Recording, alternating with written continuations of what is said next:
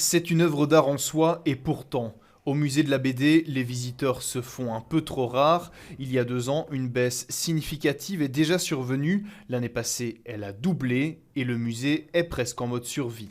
On ne va pas fermer demain, mais effectivement c'est préoccupant et ça fait partie des choses qui m'inquiètent et qui inquiètent l'équipe au quotidien parce qu'on est un ovni dans le milieu de pas dans le milieu de la bande dessinée, dans le milieu culturel belge parce qu'on est un musée privé en fait, donc on vit de la vente de nos tickets. À Bruxelles, la baisse est moins forte en moyenne, moins 2% l'an dernier. Les situations sont diverses, mais une tendance se dégage. Les musées du centre-ville sont parmi les plus touchés. On a attribué ça notamment aux nombreux travaux qu'il y a eu, notamment Place Royale ou bien au carrefour Léonard, qui ont empêché ou rebuté les visiteurs de venir à Bruxelles.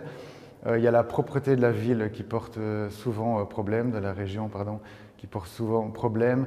L'image qui est parfois très négative, qui est parfois véhiculée à travers certains médias quant à la dangerosité de la ville, aux nombreuses fusillades, ça a beaucoup joué.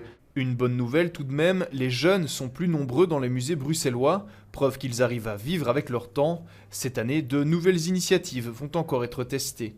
Par exemple, au mois de mars, on lance le Nocturne des musées, cette semaine avec des activités particulières. Et on va tester des nouveaux concepts comme une nuit au musée ou une soirée au musée avec des visites à la lampe de poche, des dégustations, venir danser au musée ou faire des jeux de société au musée. Donc il y a toujours moyen de se réinventer. Même si le secteur est un peu à la peine, il ne manque pas d'idées dans sa chasse aux visiteurs.